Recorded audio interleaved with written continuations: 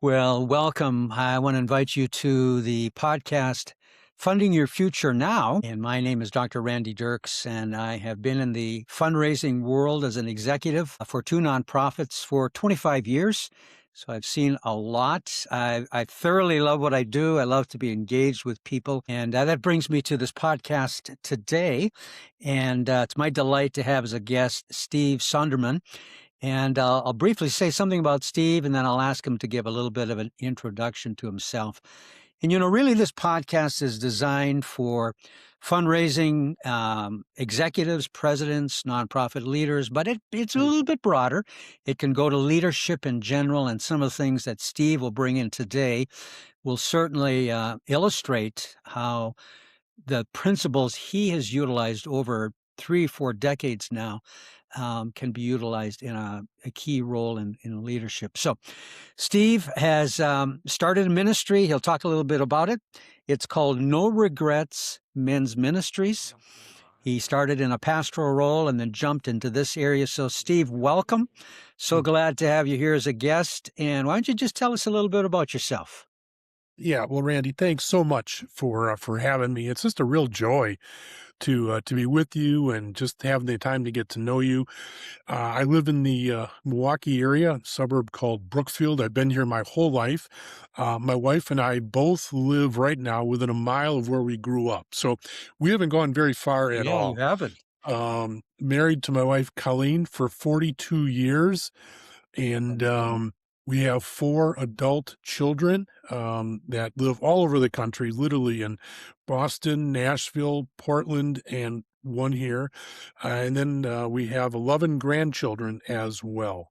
Wonderful. And like you said, I was a pastor at Elmbrook Church with Stuart Briscoe for 35 years. I did the college age ministry for 5, and then I was the men's ministry pastor for 30 years. And Okay. it was during that time when we started the No Regrets Men's Conference, and it was also I wrote a number of books on men's ministry and some men's discipleship materials. And then it was about 6.5 years ago now when I just felt that I'd been a pastor for 35 years, and I just felt like I was 62 at the time, and I thought, I've probably got one more mountain in front of me. Yeah. And so I broke away from the church in a very good way, very Mhm. supportive, and I've been doing No Regrets full time now. We became a separate nonprofit organization. And so just was able to do this all the time, just training churches, coming alongside churches. How do you develop an intentional plan to disciple the men of your church? Majority of churches have the word discipleship in their mission statement. And yet we know that over 80% of churches do not have an intentional plan to do that. So that's what we do. We come alongside, we help them figure out, okay, who are these guys, and Okay. how do we reach them for Jesus? How do we then root them in Jesus, release them for kingdom impact, and help them reproduce them as leaders in life? So that's what we're about. And then each February, this will be our 33rd year. The first Saturday, we have a big international men's conference. Last year we had about 26,000 guys Oh, across the globe. okay. This year we hope to hit 30,000. We sell out Elmbrook, and this year we have 160 sites across the country where guys will be gathering in churches, and then we'll probably have about 200 to 300 small groups across the Okay. country and around the world where men will be gathering in homes, basements, health clubs, mechanic shops, senior living facilities, Sure. college campuses, prisons, wherever men are, that's where we'll be next Saturday, February 7th. So it's kind of exciting. World-class speakers, and so we're getting close to that. But while the conference is an incredible, incredible day, the majority of my time is spent training pastors and leaders in this country and then around the world. So that's a little bit about who I am and what I do. Love it. And, I see so many intersections happen. And when you think of discipling men, working in men's lives, of course, there's so much in our Mhm. culture today about men and authentic Right. men and men maybe being depreciated in some circles. So how do you come alongside, see the value that all of them have Yeah. and build into their lives? So I see some real ties between what you've been doing for so many years and how do people in the nonprofit world in essence, interact with the people that they work with. And Yeah, you use that word intentional. And I think that's a key word. We're going to pick up on that in our discussion. So there's some real yeah, crossovers in what you've used and what can be used in the nonprofit world. So look forward yeah. to, and this event you have, that's outstanding. Love it. So, Good. and we'll give you a little time at the end to talk more about that. So Okay. you talk about an intentional plan. And I use these words, maybe they're your words, to reach, root, and release men in ministry. For people working in colleges and universities, let's say presidents, fundraising Yeah, executives, they're trying to build partner ministry communities. So they're trying to be intentional on that. What parallels do you see between coming alongside men, discipling men, and cultivating long-term partner ministry relationships? Or maybe I'll put it this way.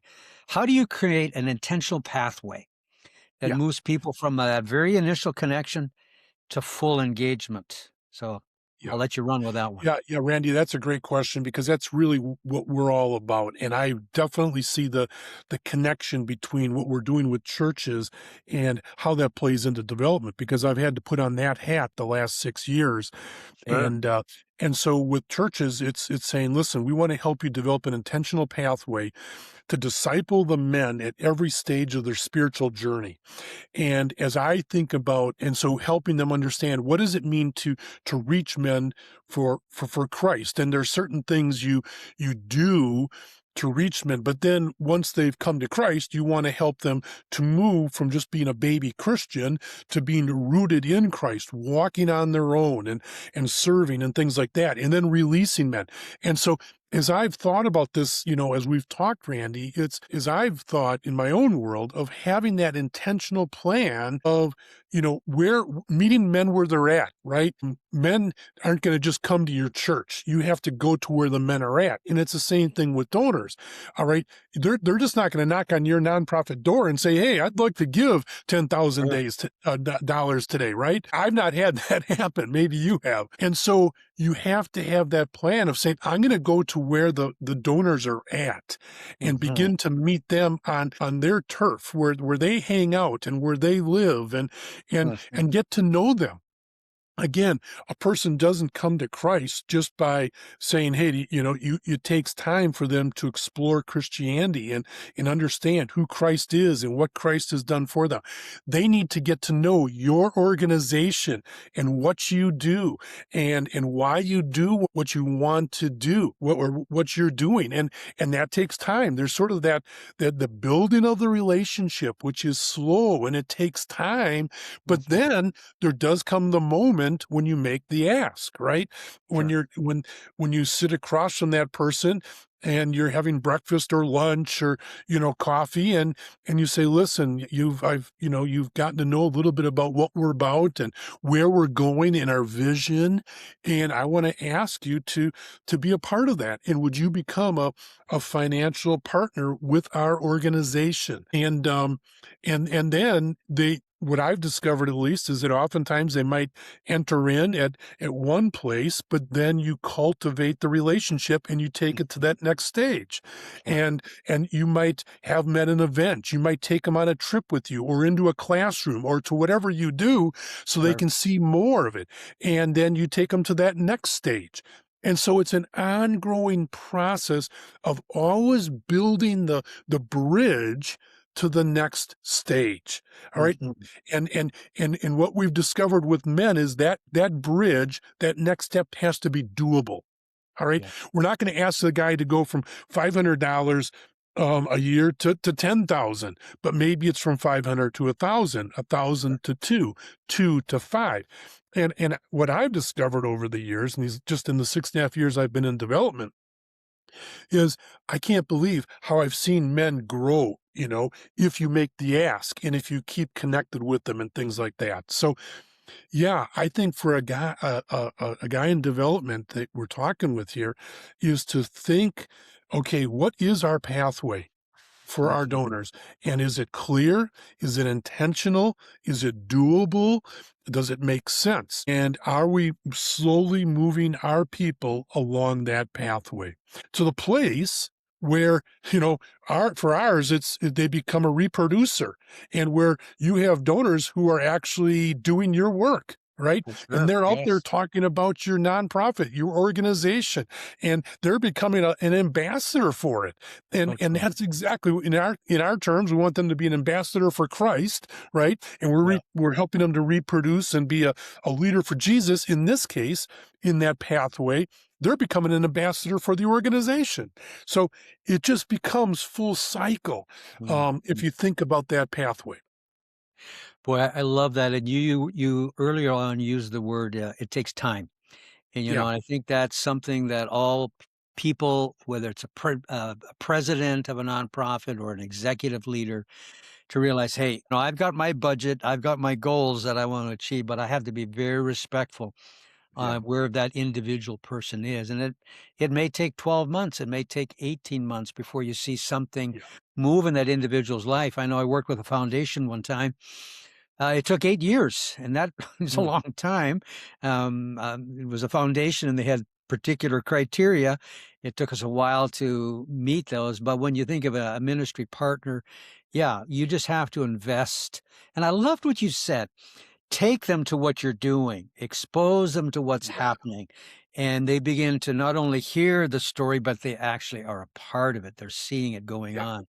Uh, Oh, the whole idea of the vision trip, and that vision trip could just be across the street, right? yeah, Into a absolutely. school, into a food program, into a tutoring program, into a alcohol drug rehab program, whatever it is. It could be across the globe, you know. Sure. And so I've taken guys to the Philippines, into Kenya, all over the world with me, where Mm, they can get them out of their little bubble to see what God is doing in another part of the city, the country, or the world.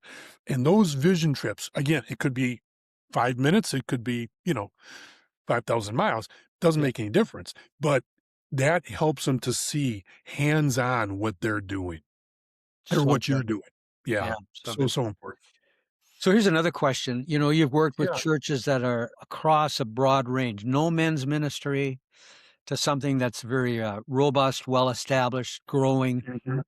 In the nonprofit world, institutions also range from just a startup, one Yeah. individual, group of people, to really mature, what we would say, fundraising divisions.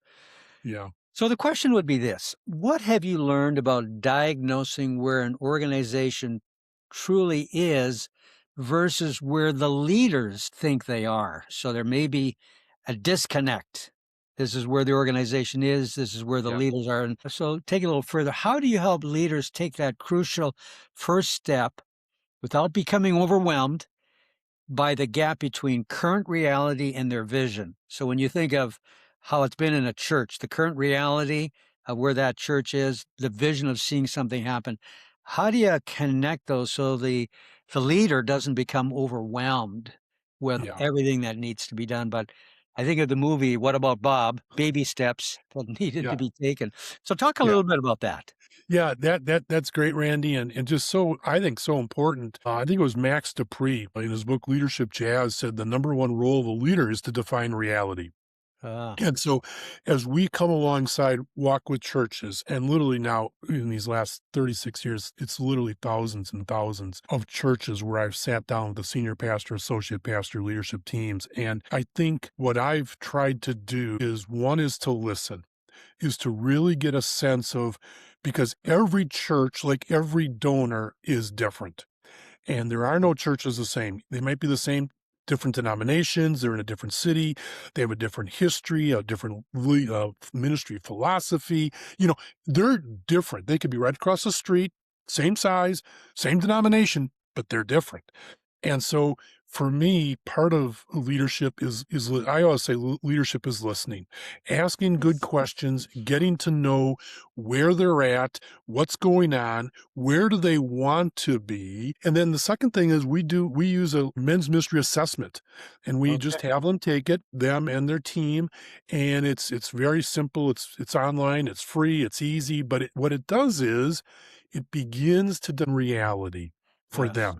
And I take the assessment, I've taken the listening session that I've had, I bring those together and then go back and meet with the leadership team and say, here's what I'm hearing, here's what I am seeing. Is this a accurate assessment of where you are and where you want to go? And so once we agree on that, then the next step would be to say, okay, you're here, you want to get here. What are those steps, incremental steps to get there? I tell churches all the time that if you want to incorporate a plan to intentionally disciple the men of your church, you need to think 5 years. Okay. Most churches want it now. Sure. They want the instant, hit the simple button and it's going to happen. And we're just going to have this thriving ministry to men or any ministry, women's ministry, children's ministry, whatever. It doesn't Sure. make any difference. And having grown up in the church and worked in the church and worked with literally thousands, it takes time. You do not turn or start something right away.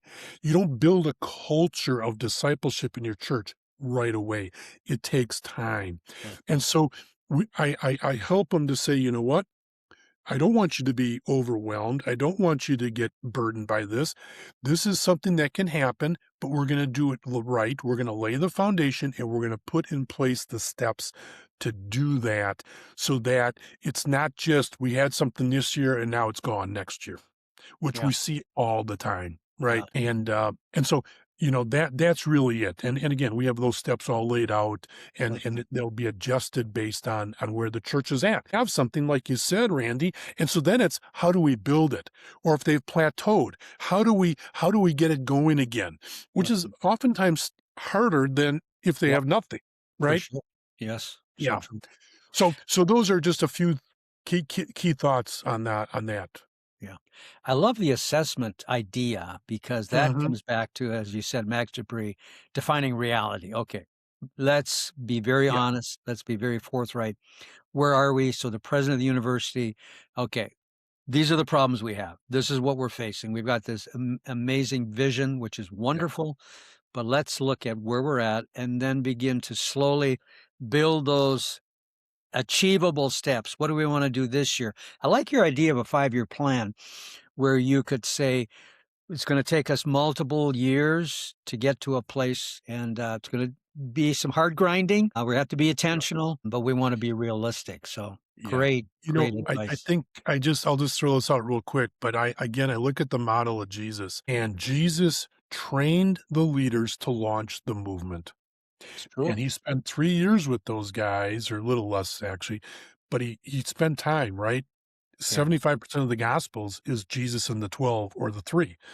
And he was never concerned with the multitudes, and he trained the leaders to launch the movement. And so I tell churches, organizations, nonprofits all the time, train your leaders to launch the movement, whatever it is. And because that's what's going to be ongoing. You can't do it all yourself. You have to train that army of people to Mhm. carry out the vision, whatever that vision is. So For sure. just another thing to keep in mind related to that. That's so good. Okay, the next question, we're going to look at authentic community versus Mm, transactional mm, relationships. And one of your core outcomes, I'm quoting it here is men connected in authentic community. So sometimes nonprofit fundraising can feel transactional. So we're mhm. making the distinction between authenticity and transactional. So transactional, let's focus more on the gift. Here's the budget.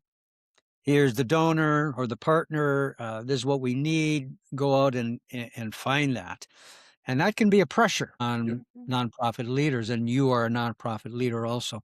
So how do you help leaders shift from that transactional mindset to building genuine community? Or we could say, maybe what disciplines have you found that are really effective in creating spaces where authentic connections really happen? Yeah, it's so important in what we're doing as working with men and helping churches develop that authentic community and what that looks like in development as well. And the correlations is so applicable. And so again, with churches and with men's small groups, we talk about one being authentic yourself. And I'm just gonna let guys make the applications because they're so simple here. But as we're thinking about a small group of men as a leader, be authentic. authentic. Men can spot a poser a mile away, especially younger guys. They want it real. They want it with the bark on. And so as we're talking in a small group, as a pastor, as a leader, I need to be open about my struggles. I'm meeting with 12 young men, 6 o'clock every Tuesday, taking them through a leadership course for 9 months. And these young guys are in their 30s and 40s. So in my mind, they're young. They want it real. And they want to know, Steve, what are you struggling with in your marriage? What are you struggling with with your parenting, with your kids, your adult kids? Sure. And how's that going? What about with your mind? And what are you looking at? And Right. they I need to come clean on everything, because if I'm For not, sure. they're not gonna a group will only be as open as the leader. Wow. Second, they want to be accepted, that I know that I accept them just the way they are. And it's not conditional, but that I'm going to love them and accept them for where they're at, with all their faults, all their struggles, their doubts, fears, whatever. Third, they need to be affirmed. They need to be encouraged. Nowhere are men built up. No, men are beat up from the moment they get up, from the moment they go to bed. And so we need to encourage men. Send them a text, shoot them an email, give them a phone call. But men need to be encouraged. They can do it. They can be a champion in life. We're calling them up to something noble, something higher. And we're in your corner. We have your back. And we're going to affirm you. Fourth, there's a sense of confidentiality, that what you say here stays here. I was the chaplain with the Milwaukee Brewers for 10 years. Okay. And there's a sign above the clubhouse before you leave and go out into the stadium, and it says, what you hear here, what you see here stays here. And I tell small groups all the time, leaders, you have to have that idea of confidentiality. And if it's not, you're going to lose guys.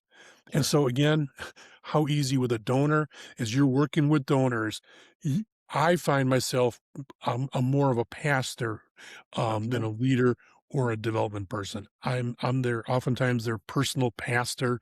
They're sharing things, they're opening up, they're wanting me to pray for them. For sure. And what I've discovered as in a pastoral role of shepherding my donors is that it's 365 days a year. I send them a text on Christmas and at That's right. holidays. I'm texting them during the month. I'm thanking them. I'm encouraging them. I'm getting together for coffee just to see how they're doing. There's not an ask involved. They might want an update, Sure. but I'm just there for them, and I want them to know that I care about them as a Okay. person, as a couple, as a father, as a husband. And Randy, I just can't tell you how many guys I just have called me and say, "Hey, can we just have a cup of coffee?" And Wow. it's not about the money. It's just there's something going on in their life, and they For just sure. need that third party to Mhm. talk to. Well, when that happens, I know it's not transactional. And to be quite honest, as I transition myself from being the director now to stepping into a part-time role, I'm going to continue to be golfing with these guys and having coffee with these guys, because they become friends. And Mhm. it's become friends and change the world. That's our motto. And so I think it's the long-term relationships. And Yes. obviously you can't have that with everyone, right? For sure. Yeah. Um, you know, but there are those people that you want to build into. And so those are just something when I think about that: authentic, acceptance, affirmation, and confidentiality. We could go on, but those are four key words in my mind for developing those type of relationships. Well, you could have a series on all four of those. Yeah. It's so much there. And I just want to pick up on the area of affirmation or encouraging. And yeah, I've seen that so much in what I do is that people are not encouraged, generally speaking.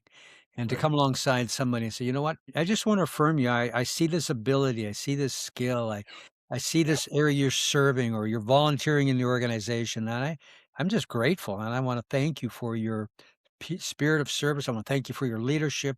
You know, whatever it is, Yeah. people are in the nonprofit world, they're giving a lot to our ministry partners and, to be able to see that and recognize it is huge.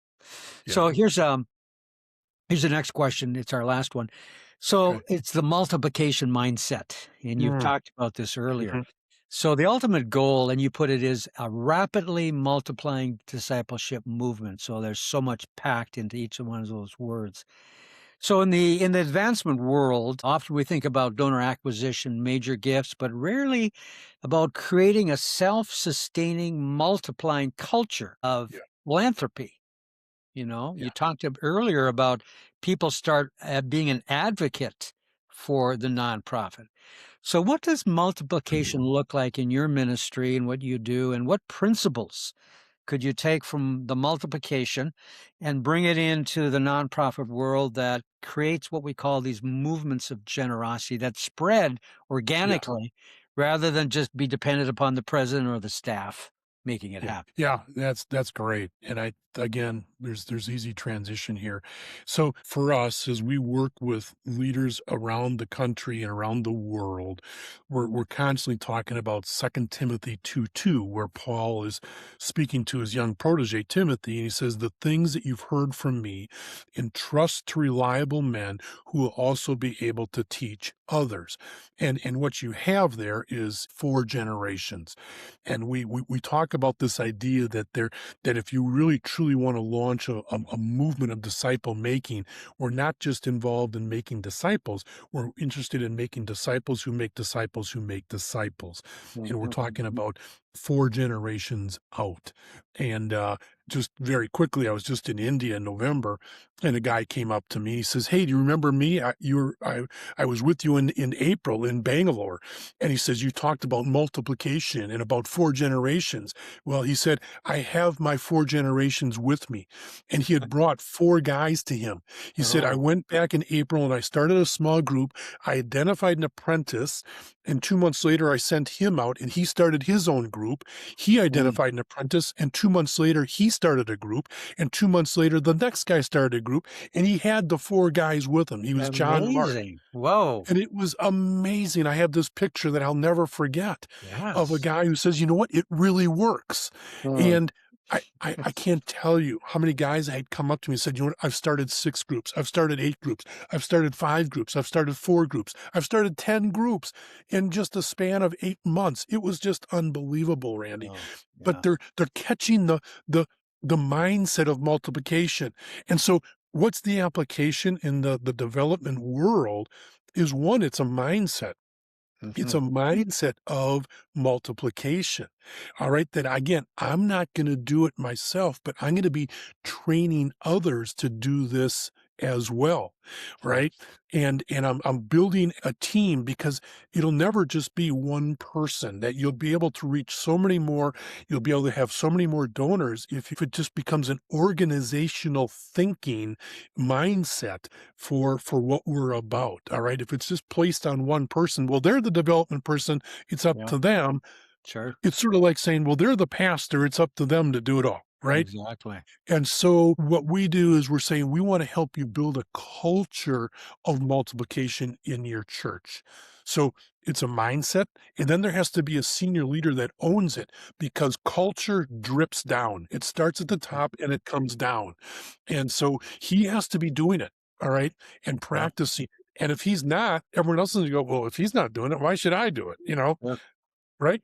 And so, and then what we've discovered with churches, and it help, and it's the same as with development, is for us, it has to be simple, biblical, and reproducible. So you don't make it too complex. It's simple. Mhm. Okay, what are we doing? How does this work? What does this look like? All right, this is we're not talking, doing brain surgery here. And we're just talking about building relationships and caring for people and inviting them in to be partners. And now biblical, again, that's just because that's what they use in their small groups, all right?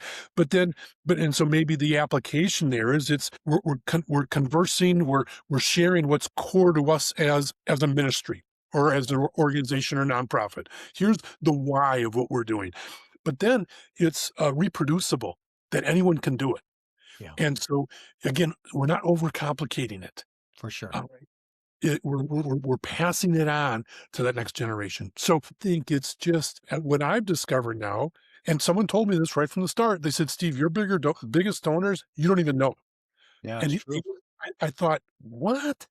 And in 6 years now, it's true. Our biggest donors are guys I didn't know in the start, but they came from other donors that Oh, introduced sure. me to, you know, and, uh, and then now they're inviting others. And, Mhm.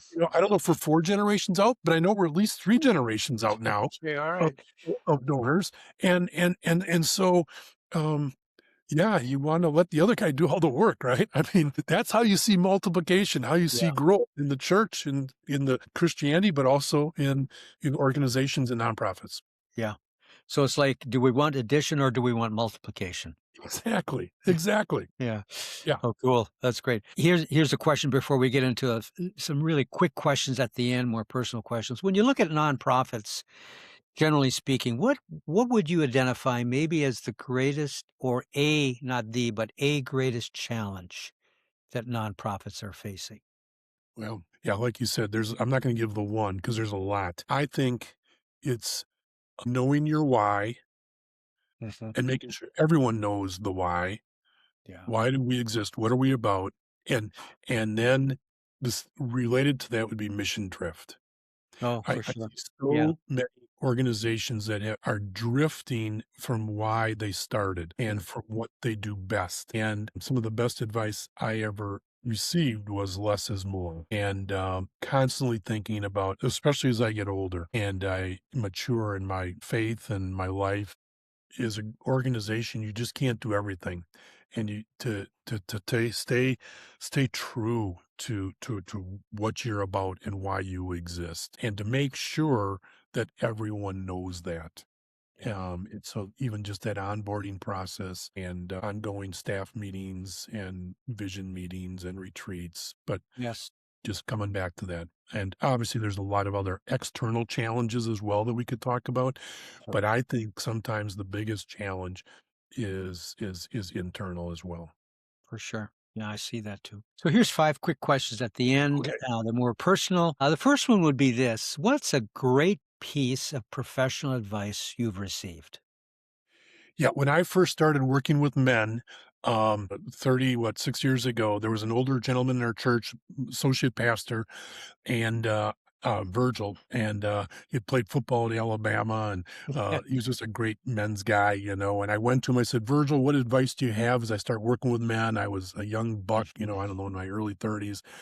And he said, ministry to men is on their time, their agenda, and their turf.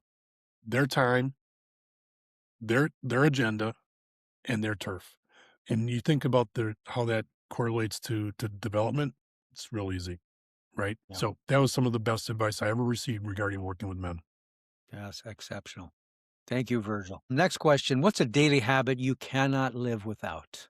Well, I have a bunch, but one of them is sleep. I need my sleep. I know everyone sleeps differently, but I think it's very important for leaders to understand their sleep habits and patterns. And my wife doesn't need nearly as much sleep as I do, and so we go to bed about the same time, but I always wake up a lot later. And I mean, I can talk about prayer and scripture reading, and I work out every day. There's a lot of things, but one of the habits I think a lot of leaders ignore is Yeah. And there's so much research out there today that I've read, that I've seen from people who, I mean, we talk about diet, we talk about nutrition, we talk about exercise, but yep, right there is rest because that's when your mind, yeah, the bad is downloaded, you get rid of some of the things, you get to rejuvenate your whole body. And yeah, so, very interesting comment here that you made. It's critical. yeah. So imagine this. Let's say you could go back to your 20-year-old self and give Mm. one piece of advice. What would you say to your 20-year-old self? Yeah, and I hate to repeat myself. I just said it a little while ago, but less is more. I think when I first started, I tried to do too much. In my Uh, 30s and even 50s, I was just, sort of shotgunning life. And so I'd say less is more. Don't try to do too much. Stick in your lane. Discover, and again, we go back to what we talked way earlier about self-awareness. Knowing yourself, I think, is a key quality of a leader, and knowing what you do well and what you don't do well, and to mhm. get yourself in a place that you're passionate about, you're gifted with, and to focus on that. Excellent. A second to last question, a little bit more personal. What's a failure in your life that eventually helped set you up for success? Yeah, and so lots of failures, lots of learnings, but I the one really biggie in my life is that in my late 20s, early 30s, I was diagnosed with addiction, workaholism. And going Mm, back to our last question, I was trying to do too much. I wanted to have the biggest college age ministry in the country. yeah. And so I just worked way too much, and my marriage and my kids really paid a price for that. And so I was Mm, confronted with that. I went through 3 years of therapy to deal with it. I literally went through detox because it was so bad, but I was mhm. addicted to work, and it was my drug of choice. It was no Yeah, different than alcohol or coke or whatever. It was just socially accepted. yeah. And so but here's what is so cool, Randy, is that I did the hard work. My wife and I did the hard work. I'm good with my kids, but I got through it. And just a year later, I was asked to work with men. And going through that prepared me for a life, 38 years of working with men who are oftentimes struggling with addictions. And it Mhm. gave me a window into their world, empathy for what they're going through, to be able to relate and talk and shepherd as they do. And so God took that failure and that difficulty, and as he does, he didn't waste the pain. He used it. Great story. Thank you. Last question. Where's a place you go to relax, disconnect, recharge? Yeah, the place that my wife and I like to go to is Fort Myers Beach in Florida, Oh, and sure. Colleen's parents bought a place there back in '90, and it's passed on to the kids now, and so we've been going there for almost 40 years. Oh, yeah. And we go there, we know every restaurant, we know where to go, we can get there, and within hours I'm relaxed. Sure. The RPMs come down. Yeah. I'm a big reader. I really strongly believe that when you stop learning, you stop leading, and that if you're a leader, you need to be a reader. And so anyways, Yeah. I read all the time, and there I do fun reading. I don't read another Yep. leadership book or whatever. I take fun books, and I love history. I love reading, I'm reading a book on Lincoln right now. I love reading about the presidents and military history and church history and, whatever. I love to read. Mm, So yeah. that for me is my wife and I, our place. Yeah, so good. Well, thank you, Steve. This has been such an exceptionally insightful journey into how work that you are doing has so many transferable connections into the nonprofit world. And so thank you for sharing these insights. Hey, if people want to connect with you, I'd love to give you an opportunity to share how they can do that. I know you've got this event, but maybe a Yeah. website or anything else you want to share. Yeah, there if you want something on on the conference, which is just coming up, and you can still sign up if you wanna get a bunch of guys at your house, or you wanna watch it individually, you just go to noregretsconference.org, and, you can get all the information there and what it looks like to stream it into your home or to your garage or to your workplace or wherever. You can get all the information there. And then, noregretsmen.org is our ministry website. If you are a church out there, or you're a leader, you're a pastor leader, and you go, I want to learn more about how I can minister to men individually. We have a course called Disciple Maker 101, how every man can make an impact for Jesus. And then we have a course called Disciple Maker 201, where we help a church put together an intentional plan to disciple their men. But Yeah. just go to our website, noregretsmen.org, and give us a call, shoot us an email. Love to come alongside and just help you in any way we can to more effectively minister to the men in your church and your community. So that's it. It's real simple. Yeah. Love it. Thank you. Well, we're going to wrap up this session. So, again, thank you for being an audience and taking this in. And again, my name is Dr. Randy Dirks. This is Funding Your Future Now podcast. And you can certainly find me at randydirks.com. So, appreciate you being here. Look forward to seeing you in our next episode. So, bye now.